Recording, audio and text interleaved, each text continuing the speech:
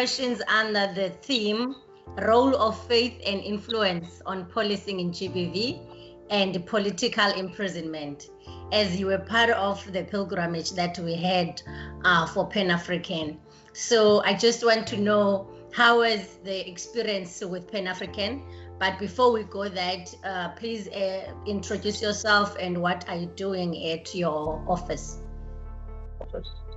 Okay, so I'm Colonel Paulse. I'm the Provincial Commander for Social Crime Prevention in the Western Cape Province.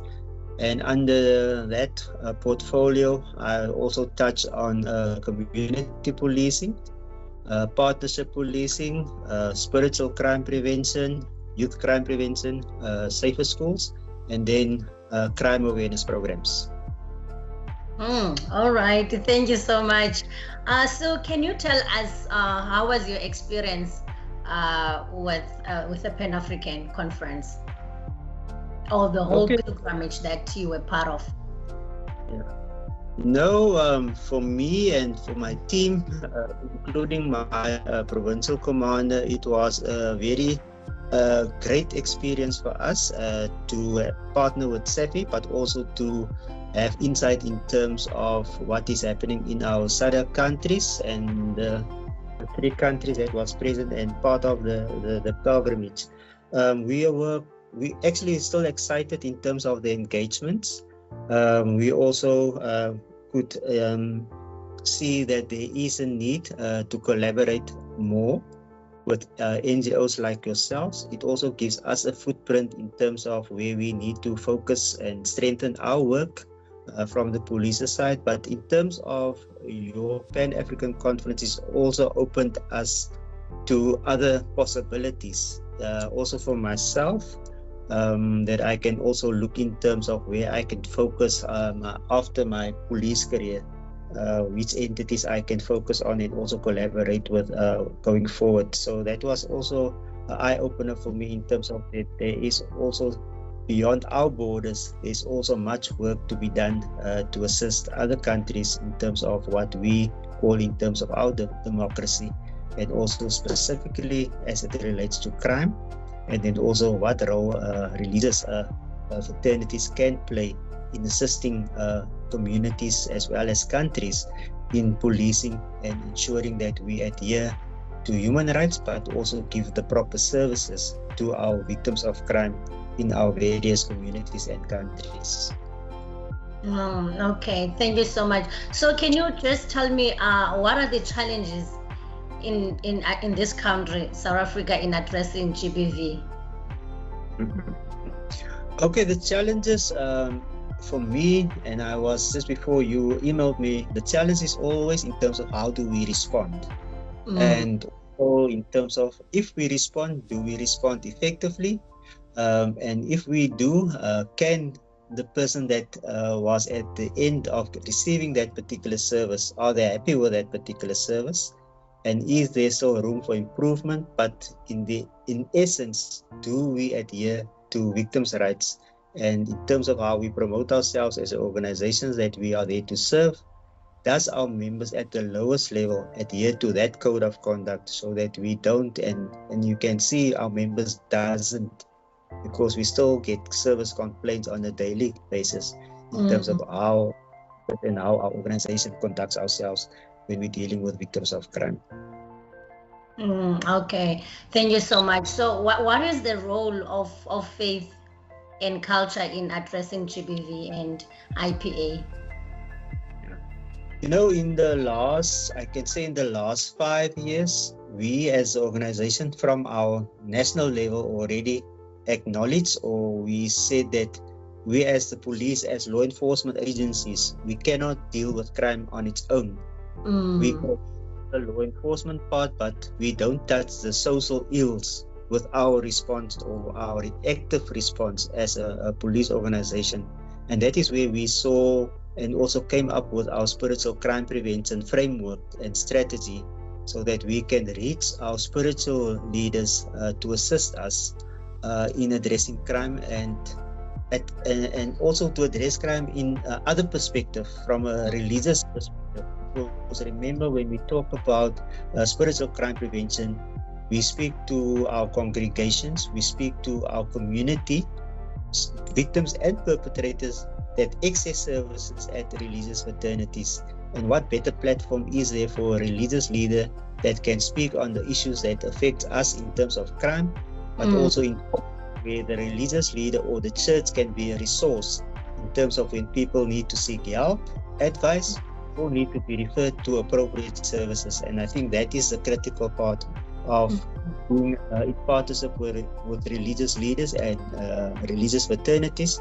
We just broaden our service network in that regard as well, because normally when we deal with victims of crime, we only have a certain mandate in terms of how far we can assist.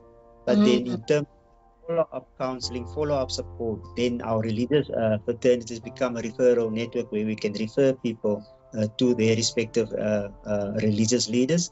But when they can also offer that particular service within their communities, but also giving guidance to our religious leaders, but also training our religious leaders in terms of how can they effectively respond.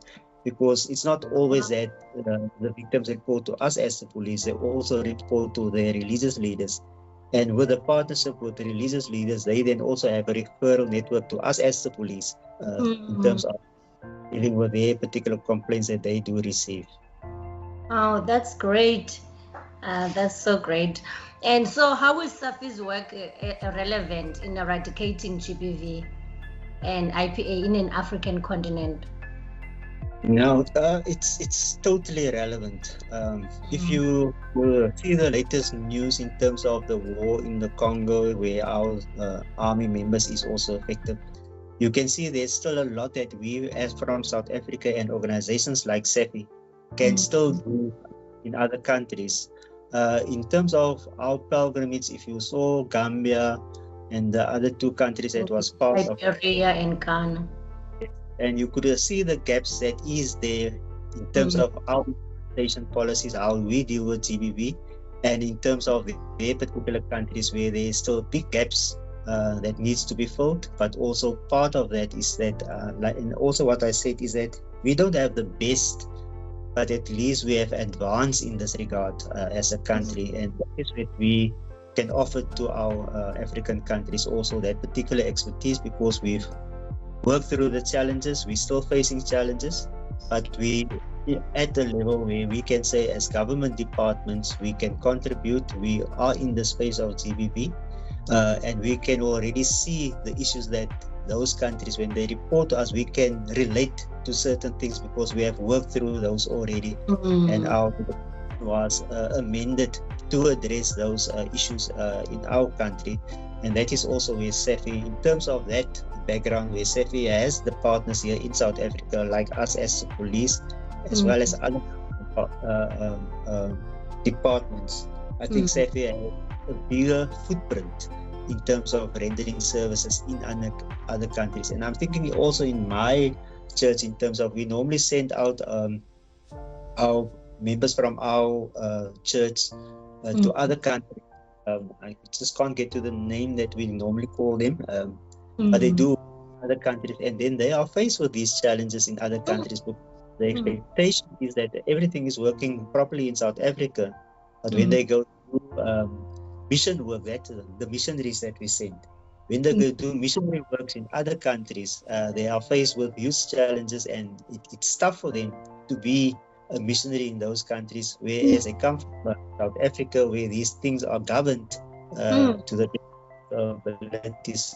And I think that is where SAFFI, I don't know how far your missionary work is, but also missionaries can be equipped by SAFFI in this regard, in terms of how do we deal with GBV. And this is just me thinking forward what I want to do most probably, because I think that is also what SAFFI can do as a bigger footprint, because you had the 3 countries now, and I think when we do another pilgrimage, we can extend it to other countries as well, so that we can also have feedback in terms of how you as an organization can reach more countries, but also reach more, especially. And what was very interesting for me is that you incorporated police agencies from those countries, and I think that is was for me, that we could also have that relationship with other law enforcement agencies from other countries and also network with them in terms of what they are doing. But then we also have now the link with each other. If they want something from me, I email them. So that is also the partnership that SAFFI, or the opportunity that SAFFI gave to us in partnering with our other law enforcement agencies in other countries. Yeah, thank you so much, even for sharing so much on that.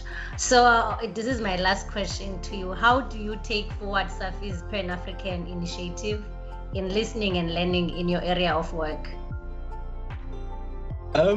Like when I had my first meeting with Dr. Elizabeth, and she asked me about this, I think the work that SAFFI is doing.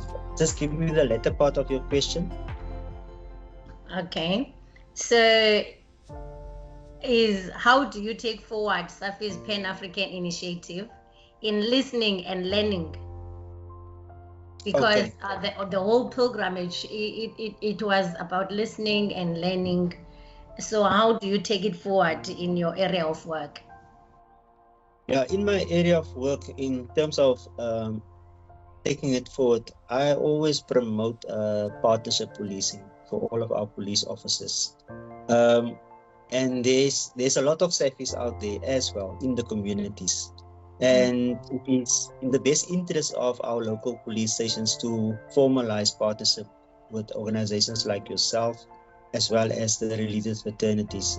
We are now currently busy also now preparing for our elections of our Provincial Spiritual Crime Prevention Committee. So we have established all of these committees in the local stations, in the districts, and now we're also going to have a provincial committee. And I think that is in terms of when we look at what SAFFI is doing, is that you are touching on all the touch points for us as organizations. And I think on all of those touch points, because you brought a number of things to the pilgrimage, even the part in terms of the Robben Island, the prisoners from Robben Island, things that we can relate to in terms of the work that we need to do, because we still have people that is enslaved in our communities, enslaved in crime. When you talk about our gang areas where they don't know where to move.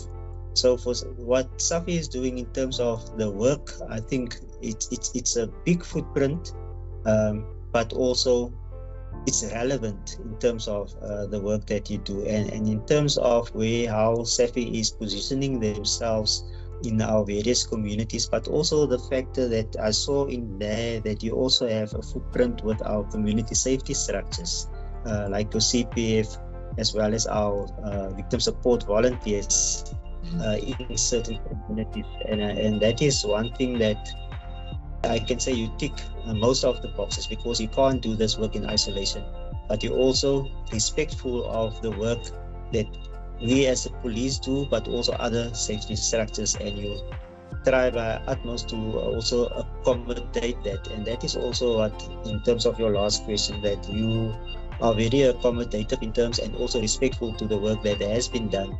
It's not that you as SAFFI know it all, but you're also learning from us and other service providers in the same, as much as you're doing the partnership, but you're also giving those entities also a voice. And if you saw that few days that we were together, everybody had a voice, and all the inputs was very valuable. And for us, and when we could expose you to our referral pathway, I think also in that regard, you also learned a number of things in terms of how we work as an organization, but also who is the other key partners that you can also form these particular partnerships with. All right, thank you so much, sir. Do you have any last words you want to share before? Last words, sure. It was a long. I was on vacation. My second week back, so I'm already running. But I'm looking forward to more engagements with SAFFI. Yeah. So, and I just wish you the best. But also, the one thing that you need to, as for me, as and I could see it also with your members, that you all have a specific role to play, but as a team, you also work and take responsibility for your assignments. And I think that is one thing that I know it's one of the key things that I like about Dr. Elizabeth. She is very straightforward in what she wants to achieve. But I also see that you are also playing that supportive role in terms of your task. And I just wish you as an organization well. Thank you. Go from strength to strength. Okay. Thank you. Thank you so much, sir, for your time, and thank you to your team as well. Send our gratitude. We are really grateful.